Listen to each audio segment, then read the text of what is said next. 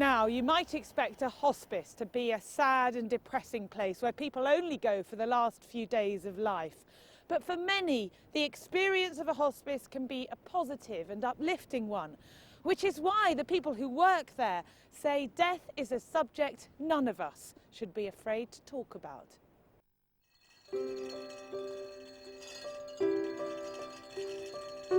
This is the Pilgrims Hospice in Canterbury. It's a place full of love, life and loss. Here comes my favourite doll. Look at that. We spent a week here filming with the patients and staff.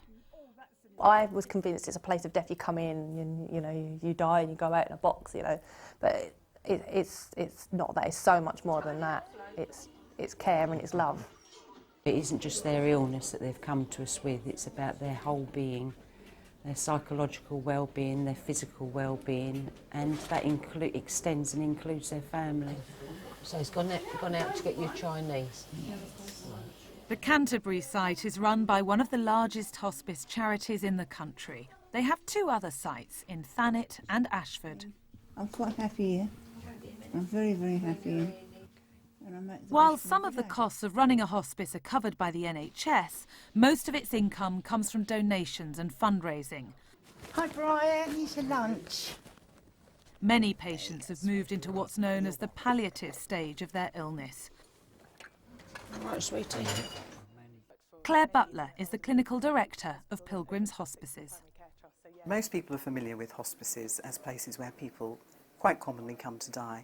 Palliative care has a broader approach than that. It's looking at all the sorts of issues that people might be dealing with, but it is centred around this care right at the end of life, in the last few weeks, months or perhaps a year or two of people's lives, when they have an underlying illness which cannot be cured. And then the focus shifts, and that's what the palliation is about. The focus shifts to quality of life, getting the best out of the life that is there. Not every patient at a hospice has come to see out their final days. Some have come for a period of respite care before returning home. But I also think if it was shiny, it wouldn't be as good. Mary Satchel Wall has a rare cancer of the duodenum. Before I came, I had this fear of what hospices were going to be like. I had this idea of this grey building and everybody inside being depressed and unhappy. And I came in here, and the first thing I saw was a table full of flowers, and then these coloured rugs, and the garden. And it was like, it was a completely new world that I didn't know existed. But all these things help to calm you down and bring you back to normality. Okay, you can't have normality, but at least bring you back, which is, I think, what the hospice did. This is 41-year-old Mike Radford. His wife, Vicky, and two children, Molly and Florence, visit him most days. Last March, he was diagnosed with an aggressive brain tumour and was told at best he'd have 2 years to live. Life kind of just fell apart really for a little bit. It just feels really unreal, really unreal. It's like, this can't really be happening to us, He's a good man. All those sort of questions, he's a good man. Why does this happen to good people? We're going to fight it. We went through a period of believing we were absolutely going to fight it, and, there was just no chance for that. It was devastating, really. So keep that left hand on that. Lovely. That's a lovely stand. Right. Well done. It's right hand and then left hand on there. Lovely. Just what they've enabled me to do is spend more quality time with my family. You have to practice that song, Flo. Yeah, my darling. Ward's sister, Sandra Waters, has been caring for people in the late stage of their illness for 13 years. They've perhaps been told no more treatment, or they've been told that they are in the terminal phase of their illness. But during that period, you need to encourage them to still live every day like they have been. You have to go on, and that's why I'm sure you've heard us all laughing, joking, but that's all part of it. We're not being disrespectful. It's just that today is today, and tomorrow's going to be tomorrow, and things still go on as normal. Anyone feel like a stand-up? Nice and slowly. Brilliant. Most of the Pilgrims Hospices work is carried out in the community. Some patients are cared for at home, others go to outreach centres across East Kent, and some, like Dilys Kingham, drop into the day centre at Canterbury. When I was diagnosed with just palliative care, I fell apart and thought this is the end, and of course it wasn't, because that was 4 years ago. And it's a bit like a jigsaw puzzle, really. I fell into all sorts of different bits, and then coming to the hospice has rebuilt me.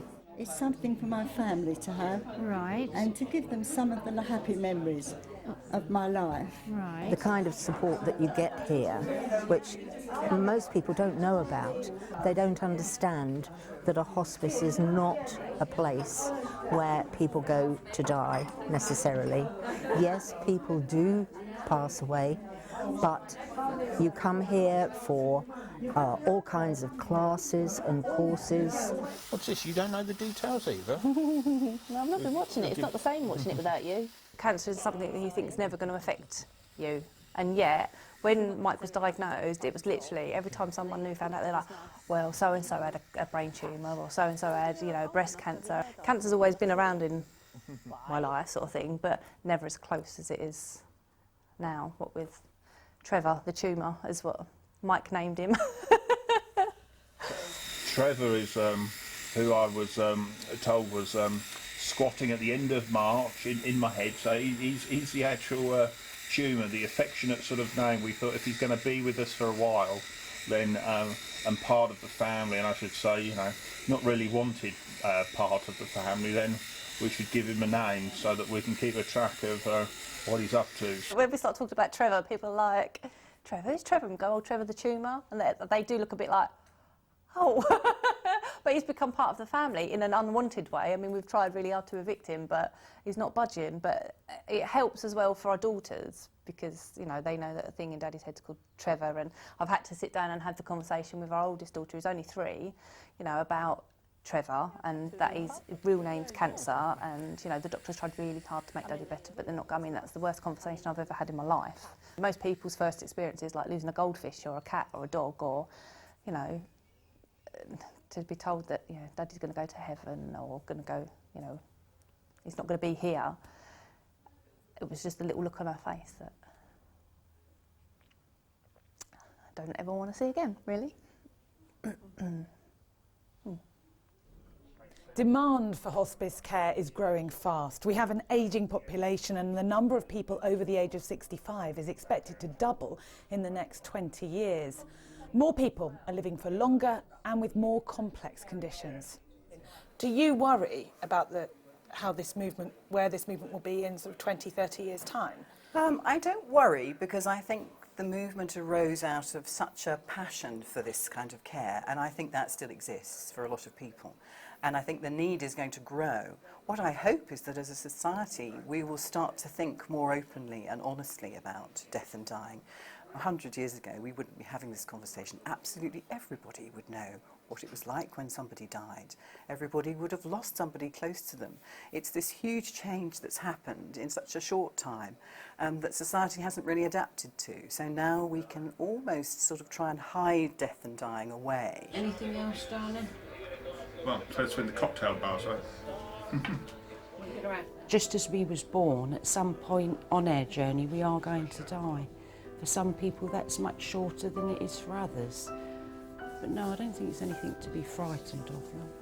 It makes you change your whole approach to life.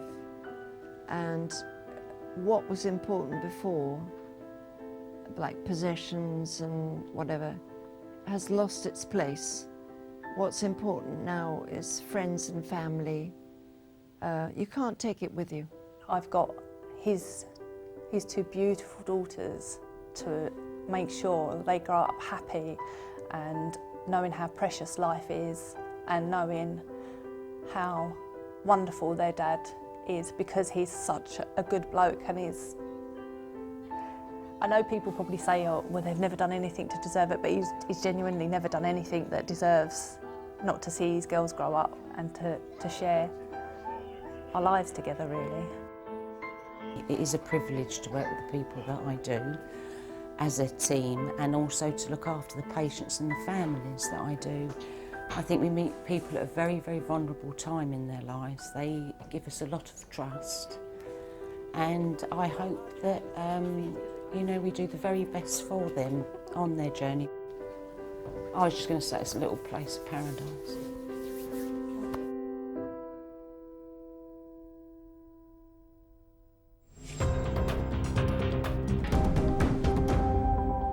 Now, if you want any more information about tonight's show, you can visit our Kent or Sussex websites. You can watch the whole show again on iPlayer if you go to bbc.co.uk/insideout.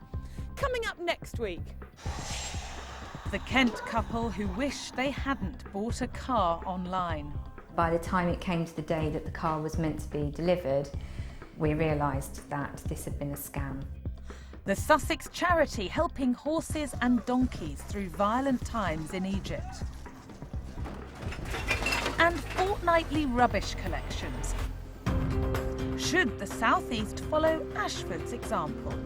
Some councils struggle to increase their recycling, but they limit how much you can recycle. Crazy. That's it from us for tonight from the Isle of Grain.